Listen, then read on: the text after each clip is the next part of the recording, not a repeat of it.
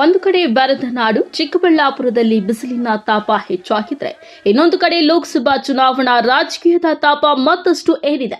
ಮಾಜಿ ಸಚಿವ doctor K Sudhakar Chikkaballapur ಭಾಗದಲ್ಲಿ ಅಪಾರ ಅಭಿಮಾನಿಗಳನ್ನ ಹೊಂದಿದ್ದಾರೆ.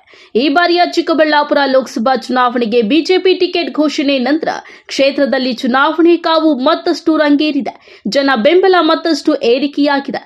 ಚಿಕ್ಕಬಳ್ಳಾಪುರ ಭಾಗದ ನೂರಾರು ಬಿಜೆಪಿ ಮುಖಂಡರು, ಕಾರ್ಯಕರ್ತರು, ಅಭಿಮಾನಿಗಳು ಸೇರಿ ರಂಗಸ್ಥಳದ ಶ್ರೀ ರಂಗನಾಥ ಸ್ವಾಮಿ ದೇವಾಲಯದಲ್ಲಿ ವಿಶೇಷ ಅಭಿಷೇಕ, ಪೂಜೆ, ಪುರಸ್ಕಾರ ಸಲ್ಲಿಸಿ ನಂತರ 101 ತೆಂಗಿನಕಾಯಿ ಹೊಡೆದು ದೇವರಲ್ಲಿ ಪ್ರಾರ್ಥಿಸಿಕೊಂಡಿದ್ದಾರೆ.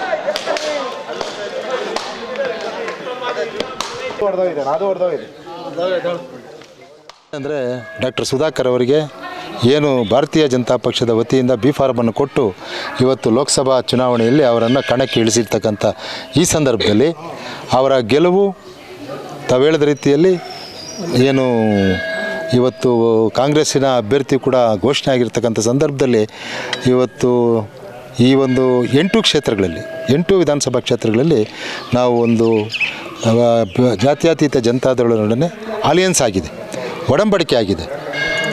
ಕಳೆದ ಬಾರಿ ಇದು ಏಕಾಂಗಿಯಾಗಿ ಭಾರತೀಯ ಜನತಾ ಪಕ್ಷ ಸ್ಪರ್ಧೆ ಮಾಡಿ 25 ಕ್ಷೇತ್ರಗಳಲ್ಲಿ ಅತ್ಯಂತ ಹೆಚ್ಚಿನ ಬಹುಮತದಿಂದ ಗೆದ್ದಿದ್ವಿ. ಅದರಲ್ಲೂ ಚಿಕ್ಕಬಳ್ಳಾಪುರ ವಿಧಾನಸಭಾ ಕ್ಷೇತ್ರದಲ್ಲೂ ಕೂಡ ಮಾನ್ಯ ಬಚ್ಚೇಗೌಡರು 1 ಲಕ್ಷಕ್ಕೂ ಮಿಗಿಲಾಗಿ ಹೆಚ್ಚಿನ ಮತಗಳನ್ನು ತಗೊಂಡು ಗೆದ್ದಿದ್ದರು. ಇವತ್ತು ಜಾತ್ಯತೀತ ಜನತಾದಳದೊಡನೆ ಏನು ಅಲಿಯನ್ಸ್ ಆಗಿದೆ, ಇವತ್ತು ಆ ಜಾತ್ಯತೀತ ಜನತಾದಳದ ಸರ್ವೋಚ್ಚ ನಾಯಕರಾದಂಥ ಮಾಜಿ ಪ್ರಧಾನಿಗಳಾದಂಥ ದೇವೇಗೌಡರು, ಅದೇ ರೀತಿ ಮಾಜಿ ಮುಖ್ಯಮಂತ್ರಿಗಳಂಥ ಕುಮಾರಸ್ವಾಮಿ ಅವರು, ನಮ್ಮ ಪಕ್ಷದ ನಾಯಕರಾಗಿದ್ದ ಮಾಜಿ ಮುಖ್ಯಮಂತ್ರಿ ಆದಂಥ ಯಡಿಯೂರಪ್ಪನವರು, ಬಸವರಾಜ ಬೊಮ್ಮಾಯಿ ಅವರು, ಅದೇ ರೀತಿ ಎಲ್ಲ ಮುಖಂಡರುಗಳು ಸೇರಿ ನಿನ್ನೆ ತಾನೇ ಒಂದು ಖಾಸಗಿ ಹೋಟೆಲಲ್ಲಿ ಸಮನ್ವಯ ಸಮಿತಿಯನ್ನು ರಚನೆ ಮಾಡಿಕೊಂಡು 2 ಶಾಲುಗಳನ್ನು, ಅಂದರೆ ಭಾರತೀಯ ಜನತಾ ಪಕ್ಷದ ಶಾಲು ಮತ್ತು JDS ಶಾಲುನ ಇಬ್ಬರು ಪರಸ್ಪರ ಹಾಕ್ಕೊಳ್ಳೋದ್ರ ಮುಖಾಂತರ ನಾವು ಒಟ್ಟಾಗಿದ್ದೀವಿ ಅನ್ನೋ ಒಂದು ಸಂದೇಶವನ್ನು ಇವತ್ತು ಈ ರಾಜ್ಯಕ್ಕೆ ಕೊಟ್ಟಿದ್ದಾರೆ. ದೇಶದಲ್ಲೂ ಕೂಡ ಪ್ರಧಾನಮಂತ್ರಿಗಳಾಗಿರ್ತಕ್ಕಂಥ ನರೇಂದ್ರ ಮೋದಿಜಿಯವರು ಇವತ್ತು ವಿಶ್ವ ನಾಯಕರಾಗಿ ಅವರು ಹೊರಹೊಮ್ಮಿದ್ದಾರೆ. ಕಳೆದ 10 ವರ್ಷಗಳಿಂದ ಈ ದೇಶವನ್ನು ರಕ್ಷಣೆ ಮಾಡ್ಕೊಂಡ್ಬಂದಿದ್ದಾರೆ. ದೇಶದ ಸುಭದ್ರತೆ ಮತ್ತು ಸಮಗ್ರತೆಗೆ ಹೆಚ್ಚಿನ ಒತ್ತನ್ನು ಕೊಟ್ಟಿದ್ದಾರೆ. ರೈತರು, ಕೃಷಿ ಕಾರ್ಮಿಕರು, ಬಡವರು, ಆಮೇಲೆ ಮಹಿಳೆಯರಿಗೆ ಹೆಚ್ಚಿನ ಒಂದು ಕಾರ್ಯಕ್ರಮಗಳನ್ನು ಕೊಟ್ಟಿದ್ದಾರೆ. ಅದರ ಅನುಗುಣವಾಗಿ ಇವತ್ತು ಎಲ್ಲ ಕಡೆ ಇಡೀ ದೇಶದಲ್ಲಿ ಮೋದಿ ಅಲೆ ಬಿರುಗಾಳಿ ಎದ್ದಿದೆ. ಆ ಬಿರುಗಾಳಿಯಲ್ಲಿ ನಮ್ಮ ಕ್ಷೇತ್ರದಲ್ಲೂ ಕೂಡ ನಾವು ಅತ್ಯಂತ ಹೆಚ್ಚಿನ ಬಹುಮತದಿಂದ ಡಾಕ್ಟರ್ ಸುಧಾಕರ್ ಅವರನ್ನು ಗೆಲ್ಲಿಸೋದ್ರಲ್ಲಿ ಸಂದೇಹ ಇಲ್ಲ. ಕಾಂಗ್ರೆಸ್ಸಿನ ಎಷ್ಟೇ ದೊಡ್ಡ ಅಭ್ಯರ್ಥಿ ಆಗಲಿ, ಎಷ್ಟೇ ಎದುರಾಳಿ ಆದರೂ ಕೂಡ ನಾವು ಎದುರಿಸುವಂಥ ಶಕ್ತಿ ನಮ್ಮ ಯುವ ಪಡೆಗಿದೆ. ನಾವೆಲ್ಲರೂ ಕೂಡ ಒಗ್ಗಟ್ಟಾಗಿದ್ದೀವಿ. ಕಳೆದ ಬಾರಿ ಕೂಡ ಸ್ವಲ್ಪ ಎಲ್ಲೋ ಒಂದು ಕಡೆ ನಾವು ತಪ್ಪು ಮಾಡಿದ್ದೀವಿ ಅಂತ ಇವತ್ತು ಮತದಾರರು ಚಿಕ್ಕಬಳ್ಳಾಪುರದಲ್ಲಿ ಮಾತನಾಡ್ತಾ ಇದ್ದಾರೆ. ಇಡೀ ರಾಜ್ಯದಲ್ಲೇ ಅದನ್ನು ಹೇಳ್ತಾರೆ, ಏನಪ್ಪ ಚಿಕ್ಕಬಳ್ಳಾಪುರ ಅಷ್ಟು ಅಭಿವೃದ್ಧಿ ಮಾಡಿ ಅವರನ್ನು ಸೋಲಿಸಿದಿರಿ ಅಂತ ನಮಗೆ ಒಂದು ಮಾತುಗಳನ್ನು ಹೇಳ್ತಾಯಿದ್ರು. ಅದು ಈ ಸಾರಿ ಮತಗಳಾಗಿ ಪರಿವರ್ತನೆ ಆಗ್ತಾಯಿದೆ. ಎಲ್ರಿಗೂ ಕೂಡ ಇವತ್ತು ಡಾಕ್ಟರ್ ಸುಧಾಕರ್ ಅವರನ್ನು ಗೆಲ್ಲಿಸಬೇಕು ಅಂತ ಚಿಕ್ಕಬಳ್ಳಾಪುರ ವಿಧಾನಸಭಾ ಕ್ಷೇತ್ರದಲ್ಲಿ ಎಲ್ಲರೂ ಕೂಡ ಮನಸ್ಸು ಮಾಡಿದ್ದಾರೆ.